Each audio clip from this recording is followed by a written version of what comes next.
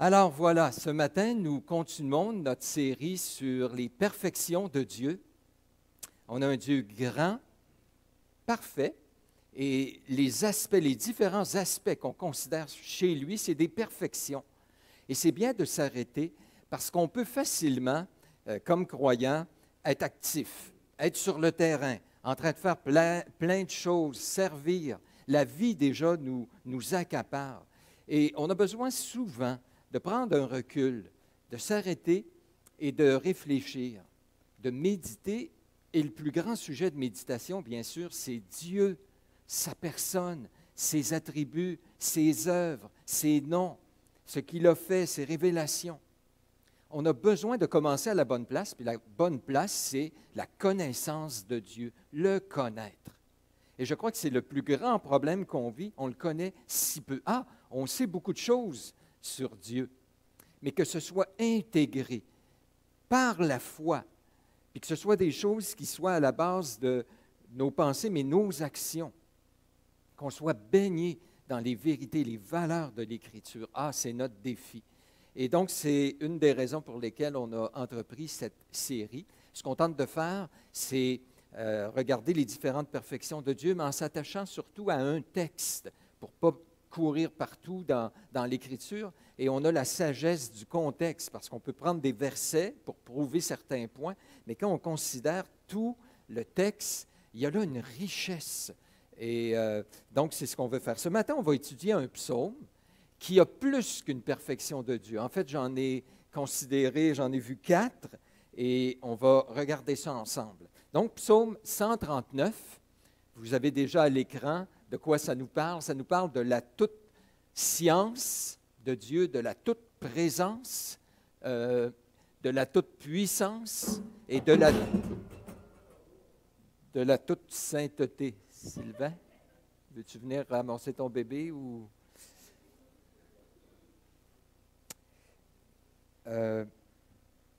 Donc, c'est ça, de la toute et finalement sainteté de Dieu, où on emploie souvent le mot, nous, omniscience, omniprésence, omnipotence, pour parler de cela. Lisons d'abord le psaume 139, vous êtes là.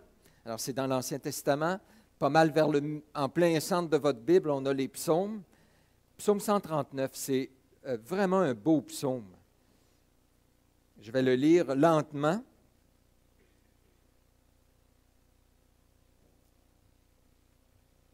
Au chef des chantres de David, psaume, éternel.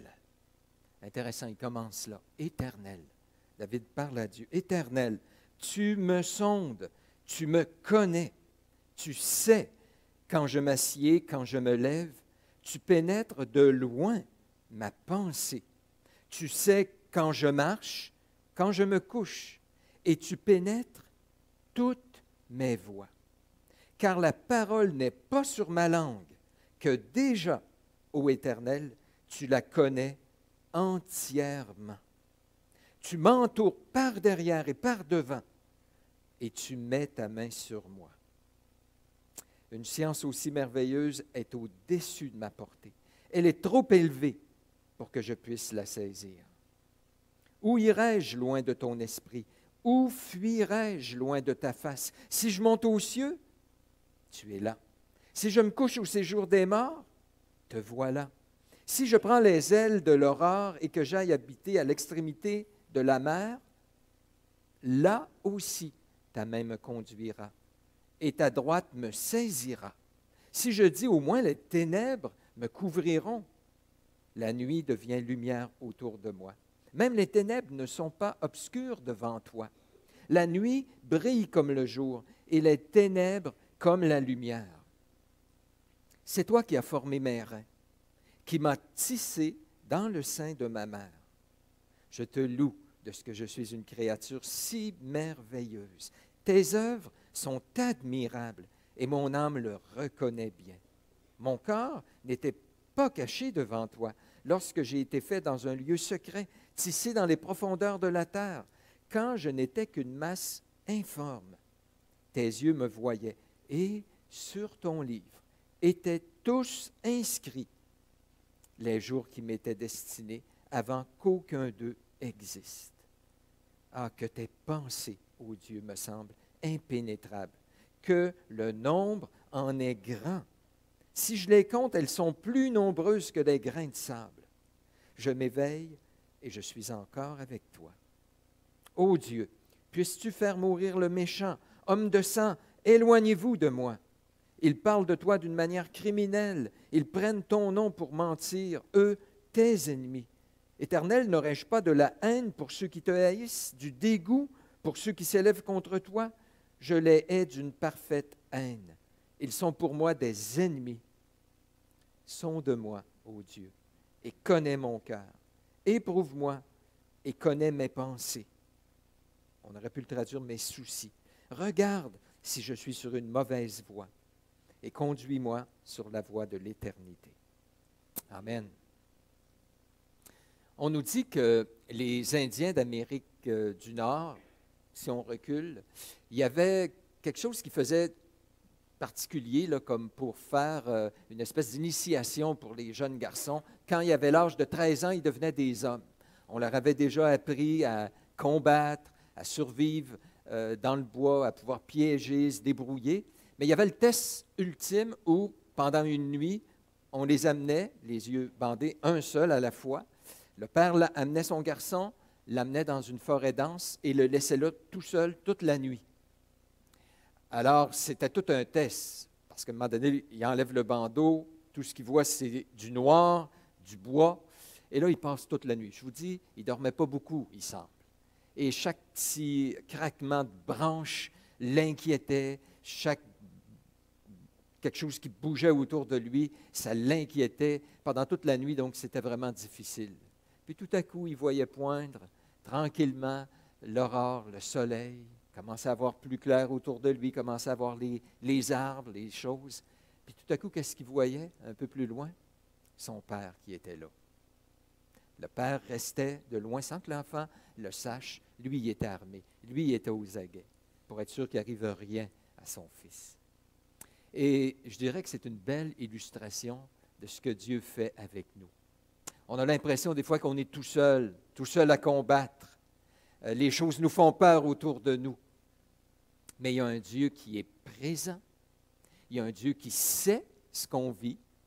Il y a un Dieu qui est toujours prêt à intervenir et qui intervient, qui nous aime, qui prend soin de nous et qui est tout-puissant, qui est équipé comme personne, justement, pour accomplir ses desseins à notre égard et agir pour notre bien.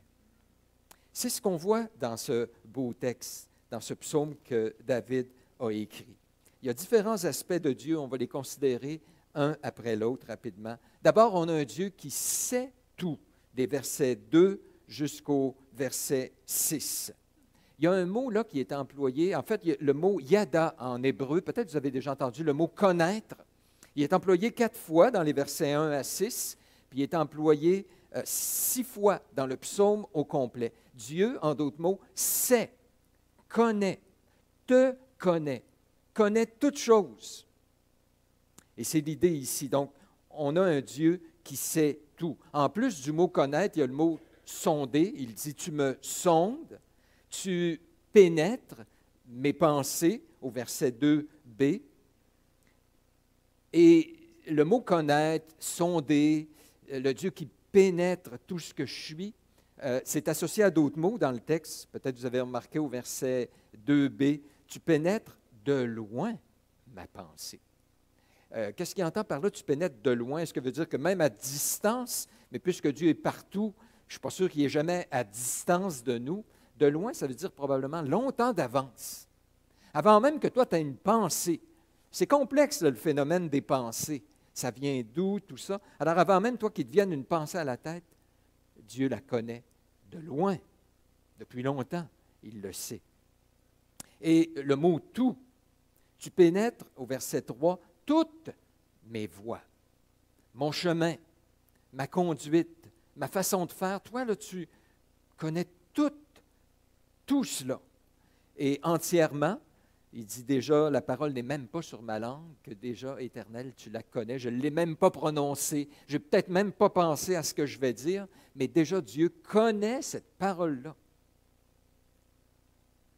Qu'est-ce que Dieu donc connaît du psalmiste dans le texte? Bien, il connaît ses activités. Il dit, tu sais, quand je m'assieds, quand je me lève.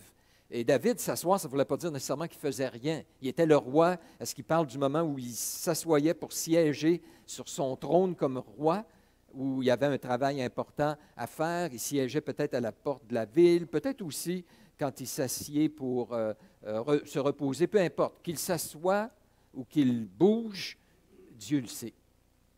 Quand je me lève, quand je marche, Dieu le sait. Il connaît toutes ses voies, il connaît ses activités.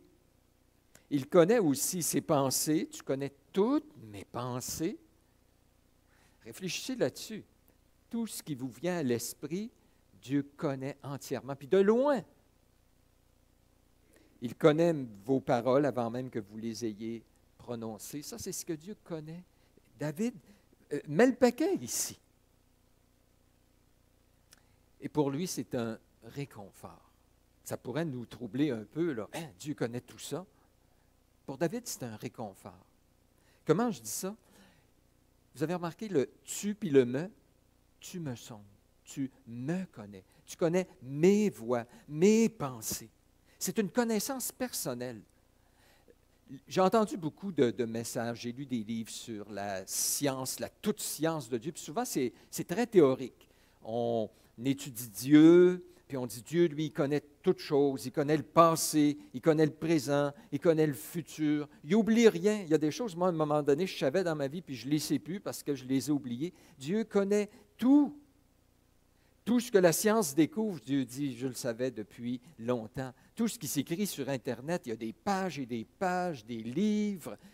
Dieu dit, je sais tout ça, puis en plus, vous faites erreur là, là, là, là, là. Dieu connaît tout. Et donc, on réfléchit là-dessus. Mais David va dans une autre dimension. Il dit, Dieu me connaît, me sonde, pénètre toutes mes pensées, mes voies, mes paroles. Il me connaît de fond en comble. Il amène ça à un niveau très personnel. Et c'est pour ça que je dis que pour lui, c'est réconfortant ici, parce que d'ailleurs, il le loue pour cela. Il dit au verset 6, « Une science aussi merveilleuse est au-dessus de ma portée. Elle est trop élevée pour que je puisse la saisir. » Puis juste avant, au verset 5, il dit, « Tu m'entoures par derrière et par devant, tu mets ta main sur moi. » Parce que tu me connais, là, bien, je me sens comme protégé. Entouré par derrière et par devant, c'est un mot en hébreu qui parlait d'une ville qui était entourée. Et c'est la même idée que quand Satan dit à Dieu concernant Job, Job 1,10, il dit, « Ah, Job, je comprends, tu l'as entouré. Je comprends qu'il te sert. Tu l'as entouré comme d'une barrière. » Je pense que c'est l'Assommaire le traduit comme cela.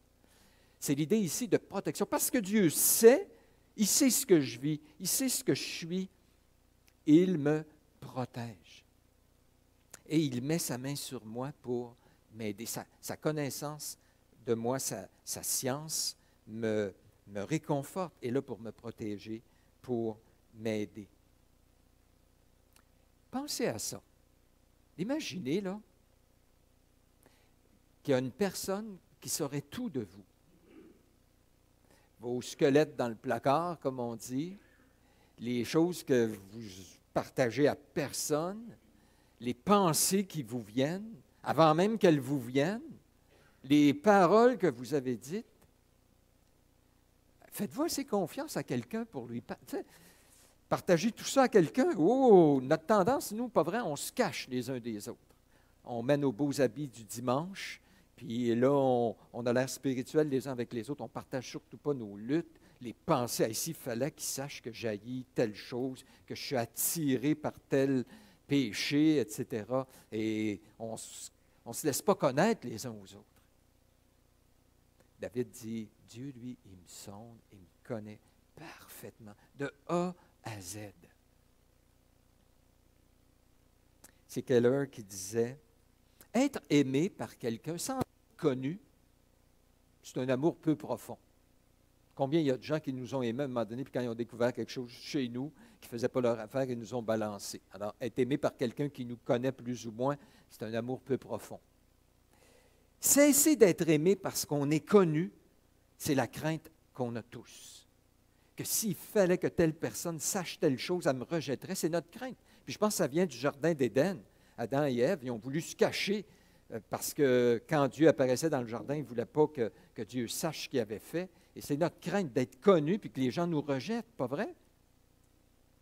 Mais Keller ajoute, être connu totalement et être aimé, c'est la plus grande des sécurités. Dieu te connaît. Essaye pas de lui cacher rien.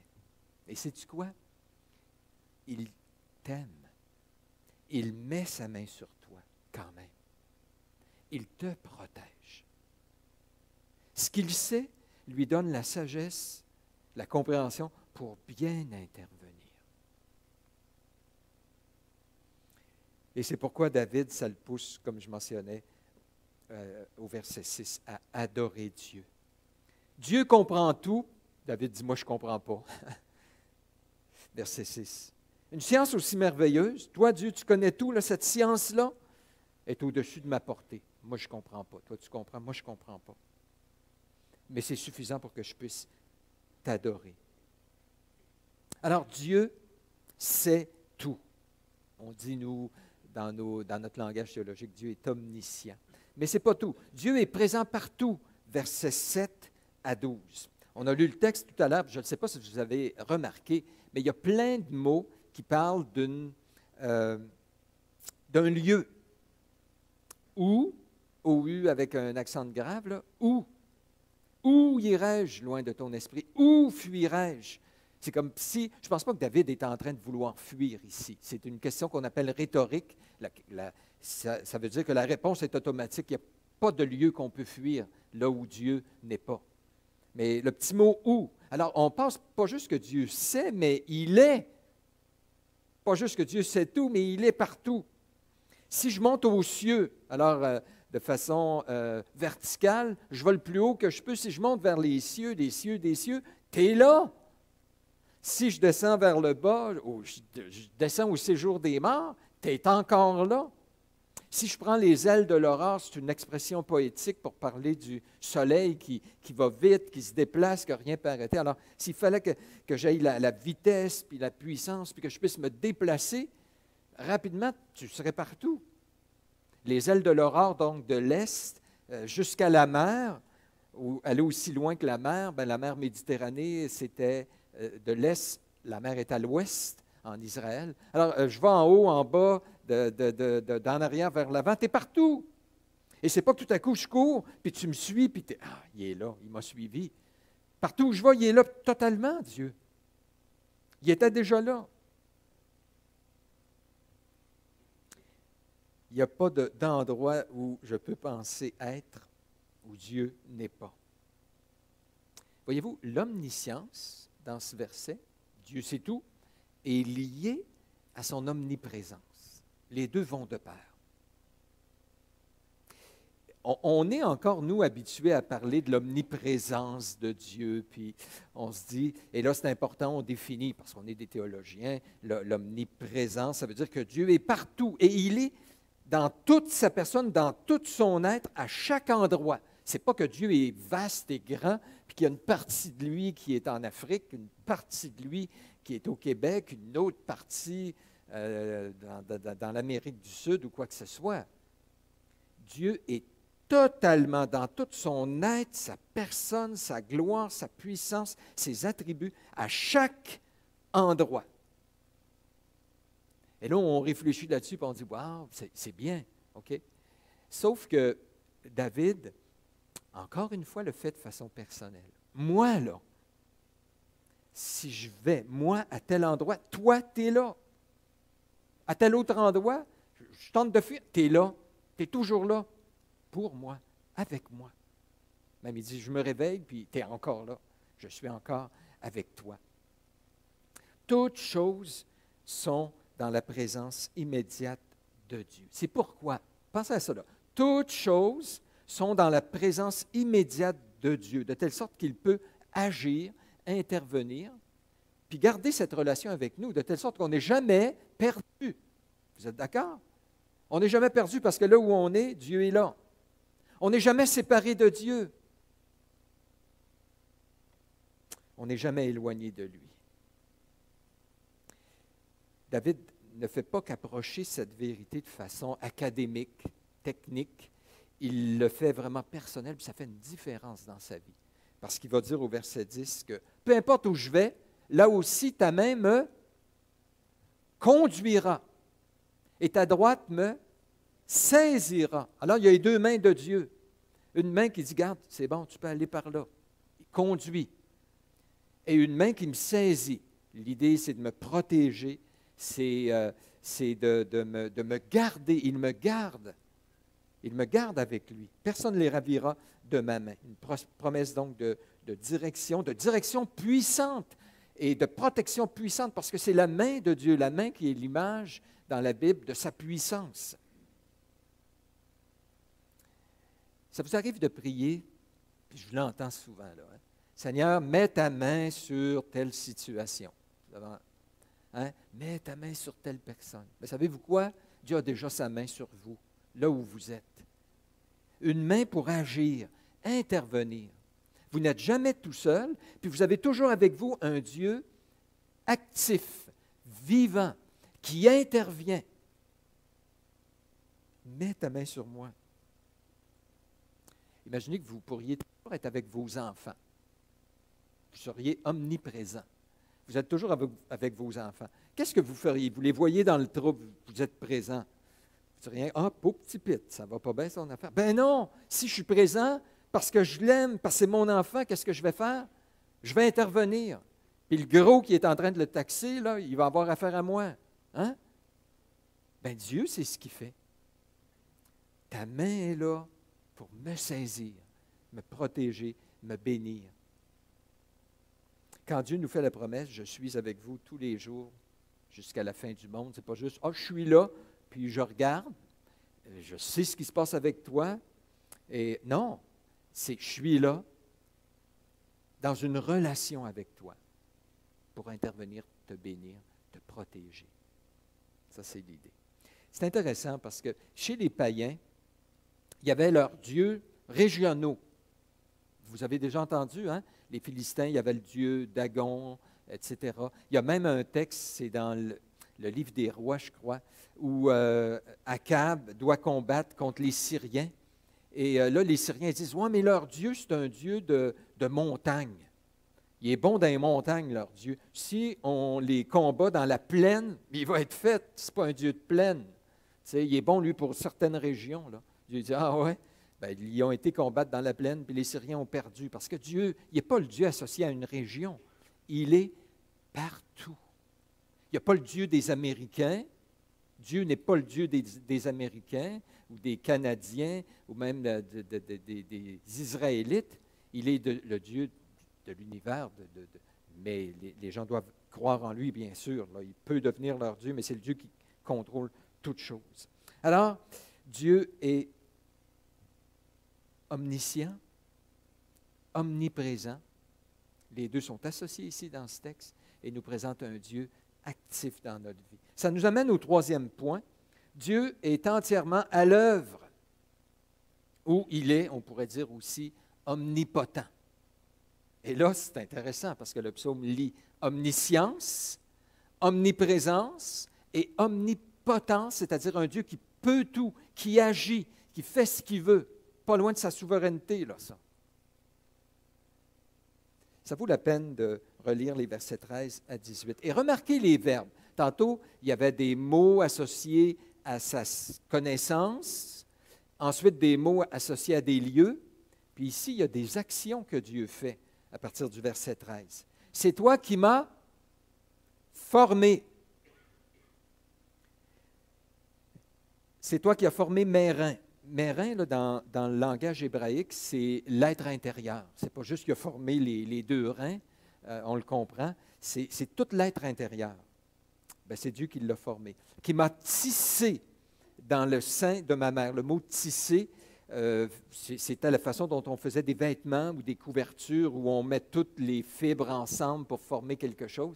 Bien, c'est comme s'il prend les nerfs, la peau, les ligaments, les veines, tout ça, tout est tissé. Il forme son corps. Je te loue de ce que je suis une créature si merveilleuse. Tes œuvres sont admirables et mon âme le reconnaît bien. Mon corps n'était pas caché devant toi lorsque j'ai été fait dans un lieu secret, tissé dans les profondeurs de la terre. Il y a comme deux images pour parler de la création du fœtus dans le ventre de sa maman. Il y a un tissage, puis il y a comme un peu une reproduction de ce qui s'est fait quand Dieu a formé l'homme à partir de la terre, dans les profondeurs de la terre. Parce que tout ce qu'on a, même si on a été formé dans le sein de notre mère, on est des êtres poussière et on retourne à la poussière. Mais tout ça, c'est fait avec le fœtus. Il y a tout un processus qui décrit ici, de façon poétique, qui est extraordinaire. Verset 16, « Quand je n'étais qu'une masse informe, tes yeux me voyaient. » Fœtus, dans les premiers stades de son développement, là, il dit, « Quand j'étais comme ça, tes yeux me voyaient. » Et sur ton livre étaient tous inscrits les jours qui m'étaient destinés avant qu'aucun d'eux existe. Wow! Alors, c'est plus qu'un Dieu qui sait tout, là, ici. C'est plus qu'un Dieu qui est présent partout. C'est un Dieu qui agit, intervient puissamment. Il forme, il tisse, il prédestine ce qui va arriver à la personne en ayant écrit dans un livre tout ce qu'il va lui arriver. Puis il y a un lien avec ce qui précède, hein? Verset 13, « C'est toi qui m'as formé. » Peut-être dans votre traduction, il devrait y avoir un quart qui est là, il est là dans l'original. Il dit, dans les ténèbres, précédemment, il dit, quand on est dans les ténèbres, nous, on ne voit pas, mais toi, Seigneur, même dans les ténèbres, tout est lumière autour de toi, car c'est toi qui as formé mes reins. Et là, il parle de l'endroit où il fait noir, où c'est le moins accessible, surtout qu'à l'époque, là, il n'y avait pas d'échographie ou de rayons X. Puis ce qui se passait dans le sein de la maman, où tout à coup il sort un enfant de là, c'était un mystère. Ça l'est d'ailleurs encore pour nous, même si on peut voir un peu. Mais lui, il dit, donc dans les ténèbres, là, Seigneur, toi, tu saisis tout, puis il va, car, puis là, il passe à un endroit inaccessible pour l'homme. Puis il dit, je pense au sein de la mère, puis je pense à moi, là, dans ma vie. Puis dans les premiers moments de mon développement, là, tu me voyais, c'est toi qui étais en train de me former, de tisser tout mon être, même mon être intérieur, c'est toi qui étais en train de faire ça là. Wow, Seigneur, que tu es grand. Tes pensées sont impénétrables pour moi. Dieu sait tout. Dieu est présent partout. Puis Dieu agit d'une façon merveilleuse, grandiose, qui nous dépasse. C'est un réconfort pour lui. Vous comprenez? Si, suivez-moi bien, OK? Vous êtes des enfants de Dieu. Pensez au premier stade de développement quand vous étiez dans le ventre de votre maman. OK? Qu'est-ce que Dieu faisait? Je ne sais pas c'est quoi votre conception de Dieu, comment Dieu intervient dans le monde. Il y a des gens qui pensent que Dieu a créé l'univers, un peu comme un horloger, il a créé, il a crinqué, puis là ensuite il la laisse aller, puis il ne s'en occupe plus, elle a ce qu'il faut pour fonctionner d'elle-même. Alors, si on vient au monde, bien, c'est simplement parce que le papa rencontre la maman, éventuellement il y a un petit œuf qui est là, ça produit un enfant, Dieu est là dans le ciel, il regarde tout ça, il n'intervient pas. Je ne sais pas si c'est votre façon. Et que là où Dieu intervient, parce qu'il a mis des lois, les lois dans la création, loi de la gravité, etc., de la reproduction, là où il intervient pour changer les choses, on appelle ça des miracles. Alors pour beaucoup, Dieu n'intervient pas, s'il intervient de temps en temps, on appelle ça un miracle, puis c'est bien rare. Alors souvent, on pense à un Dieu éloigné qui ne bouge pas trop, là. Tout ce qu'il y avait à faire, il l'a fait dans le passé. Bien, ce n'est vraiment pas la pensée de David.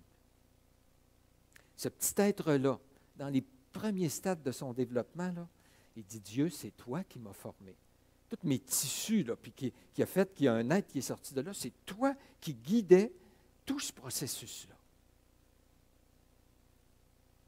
Pour les auteurs bibliques, même les lois que Dieu a placées, Dieu continue à les maintenir et à intervenir. La pluie, on sait tous que la pluie, c'est l'eau de la terre qui s'évapore, qui monte, qui redescend sous forme de pluie, les ruisseaux vont dans les rivières vont à la mer. L'Ecclésiaste déjà savait tout ça.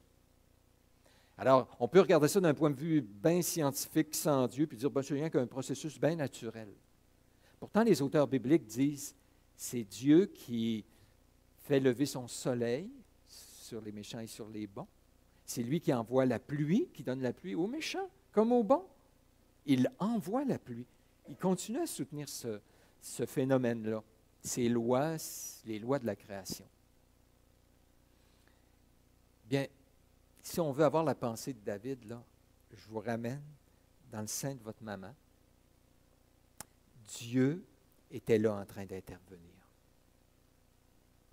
Dieu savait tout déjà de vous. Dieu était déjà en relation, je vais l'employer comme ça, avec vous, en train de vous protéger, de vous bénir, de vous amener à vous développer. Alors, si c'était comme ça au premier stade, qu'en est-il aujourd'hui? Il vous abandonnerait? Il vous laisserait? C'est encore le Dieu Tout-Puissant qui intervient, agit dans votre vie. Vous bénit. Prend soin de vous.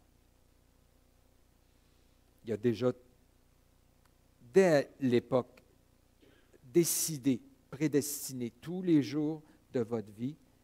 Ces choses-là vont arriver simplement dans la suite. Wow, verset 14. Alors je te loue de ce que je suis une créature si merveilleuse. Tes œuvres sont admirables, tes œuvres, et mon âme le reconnaît bien. Et verset 18. Les pensées, que tes pensées sont nombreuses, que les grains, elles sont plus nombreuses que les grains de sable. Je m'éveille et je suis encore avec toi. C'est intéressant, hein? Ce n'est pas juste des pensées comme ça. C'est des pensées, tu m'écoutes bien? Dieu, c'est des pensées qu'il a pour toi dans le texte ici. Dieu pensait à toi quand tu étais dans le sein de ta mère. Il pense encore à toi. Et ces pensées sont aussi nombreuses que le sable de la mer. Pour les auteurs bibliques, il y a des choses innombrables, c'est les étoiles puis le sable de la mer. Mais il dit, Dieu, là, ses pensées sont constamment sur toi. Il va faire un anthropomorphisme. Quand Dieu est assis, puis qu'il se repose un peu, tu savez à quoi il pense? À toi. Des pensées innombrables, comme le sable de la mer. Et il pense juste pour penser? Ben non. Il prédétermine ce qui va arriver, il protège, il bénit, il met sa main sur toi, il t'entoure, etc. Dernier point, 4. Dieu est entièrement saint. Et là, on arrive dans la dernière section, à partir du verset 19. « Ô Dieu, puisses-tu faire mourir le méchant, homme de sang, etc. » Cette section-là dérange pas mal de monde. Beaucoup d'églises, dans leur liturgie, lisent des psaumes régulièrement, et la plupart, quand ils arrivent au psaume 139, ils arrêtent de le lire à partir du verset 18. Il y a même un auteur que j'ai lu, il a dit, si David avait arrêté son psaume au verset 18, ça serait le plus beau des psaumes. Pourquoi ça dérange? Parce que là, on rentre dans une forme qu'on appelle des imprécations. David, il maudit son ennemi, il demande à Dieu de punir les ennemis, il les appelle des hommes de sang, de fraude. Éloignez-vous de moi, je vous hais d'une parfaite haine. Puis on est mal à l'aise avec ça, nous, parce qu'on demeure avec les standards du Nouveau Testament qui nous disent « aime ton ennemi, prie pour ceux qui te persécutent, etc. » Alors, puis l'autre raison que beaucoup sont mal à l'aise avec ça, c'est qu'on a de la misère à voir le lien avec ce qui précède. Et moi, je vais vous dire ceci, OK? Quand vous lisez la Bible, puis vous arrivez sur un texte qui vous dérange, que vous avez de la misère à comprendre, arrêtez-vous. Parce que quand on est confronté dans nos pensées, vous dites, voyons, il me semble que ça ne fit pas avec ce que je comprends, avec ce que je sais, bien, c'est bon signe. C'est parce que Dieu il dit, oups, il y a peut-être de quoi qu'il faut renouveler en toi. Parce que, je pense, David vient de décrire un Dieu extraordinaire, si grand, si merveilleux. Et ça l'amène à penser aux méchants. Et tu ne peux pas être à la fois pour Dieu et prendre plaisir avec le méchant. Et donc, il va mentionner comment les méchants, puis les méchants ici, ce n'est pas les ennemis personnels de David. Avez-vous remarqué? David a beaucoup d'ennemis dans d'autres psaumes. Ici, ce sont des ennemis de Dieu. Verset 20. Ils parlent de toi, Dieu, d'une manière criminelle. Ils prennent ton nom pour mentir. Eux, tes ennemis à toi. Verset 21. N'aurais-je pas de la haine pour ceux qui te haïssent, toi, Seigneur? Du dégoût pour ceux qui s'élèvent contre toi. C'est des ennemis de Dieu qui deviennent automatiquement les ennemis de David. Et je pense que toute cette section-là, du verset 19 jusqu'au verset 24, il y a la notion de péché qui est là. Un Dieu qui sait tout, présent partout, un Dieu tout-puissant, est aussi un Dieu saint. Et dans sa démarche, David arrive là en disant, « Hey, tu es si grand, si parfait, le péché existe. Le méchant, un jour, va être détruit. Ça fait partie aussi de ta personnalité. » Mais ce qui est merveilleux, c'est que David ne s'arrête pas là en disant, « Oui, puis les méchants, puisses-tu les détruire, puis je les hais d'une sainte haine, puis ces méchants qu'ils sont terribles. » C'est pas long qu'il tourne vers lui. Et je veux m'attarder en terminant sur versets 23 et 24, où là, il dit, « Moi aussi, le péché, là, moi aussi, j'ai de la misère avec ça. Je ne peux pas juste dire, les méchants, eux autres, et moi. » Et toute sa prière, en fait, il est conscient de son péché, il dit, « Éprouve-moi, regarde mes pensées, regarde si je suis sur une mauvaise voie. » Il y a comme au-dedans de lui cette pensée, David avait compris que, il dit, « Moi, des fois, je pense que je suis à la bonne voie, puis je ne m'en rends pas compte, je me trompe, j'ai des angles morts, il y a des places, il y a des péchés dans ma vie, des choses, puis il y a juste Dieu qui peut me les révéler. Je n'y arriverai pas de moi-même. » Et j'aime ça. Puis donc, qu'est-ce qu'il fait face à ça? Bien, il dit, Dieu, là, si je veux vaincre le péché dans ma vie, ça commence par toi, puis ça finit par toi. Il faut que tu me sondes. Puis là, il va remplir tous les mots qu'il y avait au début. Le psaume, là, c'est une sandwich. Il commence par dire, Dieu, tu me sondes, tu me connais, tu connais toutes mes voies, etc. Puis il termine en disant, sonde-moi, ô Dieu, connais mon cœur, éprouve mes pensées. Le mot pensée est là. Regarde mes voies, viens me le montrer, Seigneur. Tu es un Dieu si grand, si merveilleux. Oui, il y a les méchants, tu vas les condamner, mais moi, je veux avoir une vie de sainteté. Tu es un Dieu saint. David aurait pu dire, hey, tu es un Dieu saint, let's go, je me mets à l'œuvre. Là, je vais faire le bien, je vais obéir à ta loi, je vais pratiquer tes commandements. Il sait fort bien que ce n'est pas si simple que ça. Quand il y a la pensée qui a encore en dedans de lui un reste d'imperfection, puis de corruption. Puis je trouve ça merveilleux, c'est là dans l'Ancien Testament, on jurerait que c'est le Nouveau. Il dit, comment je vais faire pour régler ça? Il prie. Seigneur, si je veux grandir, puis être délivré de ces mauvaises voies, de ces mauvaises pensées, sonde-moi, Seigneur. Éprouve, viens tester, viens mettre à la lumière ce qui est là, OK? Sonde-moi, Dieu. Éprouve-moi. Puis le jour où ça va venir, je vais dire, regarde mes mauvaises pensées, regarde mes mauvaises voies, qu'est-ce que je fais? Bien, je continue encore à prier. Conduis-moi sur la voie de l'éternité. Parce que même quand je suis conscient, c'est bien beau, là. Je suis conscient tout à coup, je dis, que j'ai de la misère à aimer, que j'ai de la misère à pardonner. On part, puis là, on se met à pardonner parce qu'on en est conscient. On est encore quasiment plus creux parce que là, on le sait, puis c'est décourageant parce qu'on n'a pas la force de le faire. Qu'est-ce que David dit? Conduis-moi là, Seigneur. Je vous le dis, je jurais que c'est le Nouveau Testament. Je jurais que c'est quelqu'un qui connaît Jésus parce que c'est ce qu'on a appris du Seigneur Jésus. Jésus est venu nous montrer qu'on était des pécheurs, qu'on ne peut pas y arriver par nous-mêmes, que ce qu'on a à faire, c'est, Jésus dit, venez à moi, vous tous qui êtes fatigués, chargés, je vous donnerai du repos. Prenez mon joug, recevez mes instructions. Venez à moi. Sans moi, vous ne pouvez rien faire. C'est ça l'Évangile. Je trouve ça tellement beau d'avoir cela ici. Et c'est pour ça que la démarche de David, qui médite, découvre son Dieu, se rappelle que Dieu sait tout, est présent partout, peut agir partout, ça l'amène à la question du péché dans sa vie pour pouvoir en être délivré.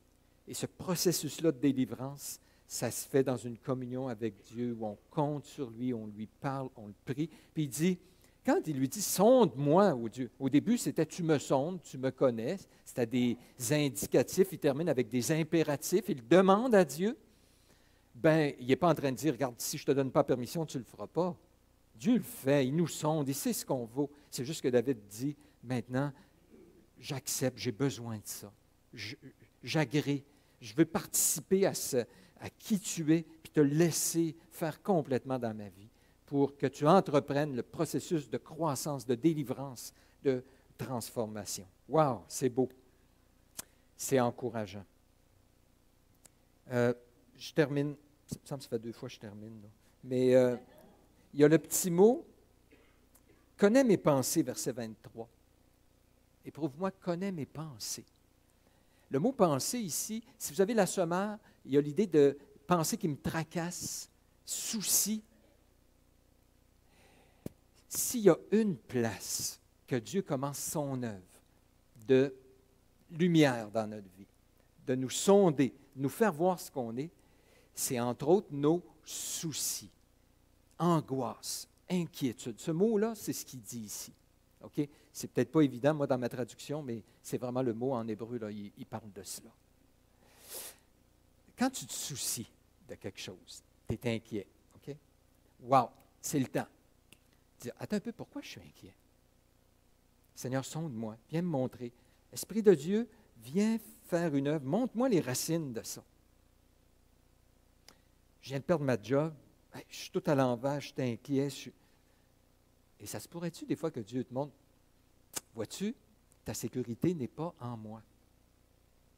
Ta sécurité est dans ton travail, d'avoir une source de revenus régulière.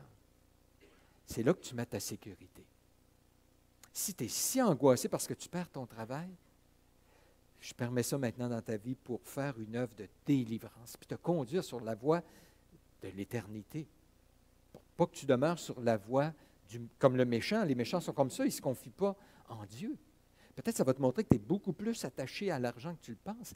S'il y a de quoi qui révèle nos idoles, c'est nos angoisses, nos inquiétudes puis nos soucis, qui te révèlent ce à quoi tu t'attaches qui prend la place de Dieu. Mais ce n'est pas déprimant, parce que Dieu nous reproche rarement, il me semble, en tout cas, vous me le direz, là, de dire « tu as tel souci ». Ce qu'il dit, voici ce que tu dois faire avec tes soucis, puis si tu ne le fais pas, là, il y a un problème. Déchargez-vous sur lui de tous vos soucis, car lui-même prend soin de vous. Alors ce Dieu saint va punir les méchants du type qui sont décrits ici, mais transforme, purifie son peuple. Et David veut participer à ça, puis veut bénéficier de ça. Et c'est pour lui le seul espoir de pouvoir s'en sortir. Cela nous prépare bien au repas du Seigneur. À ce point-ci, on va aller dans la prière. J'aimerais que quelques personnes nous conduisent. Laissez ce beau psaume vous amener. Il y a de la louange dans ce psaume-là, il y a des prières, il y a de la reconnaissance. Allons ensemble devant le Seigneur, puis ensuite on va aller avec le repas du Seigneur. Alors, prions.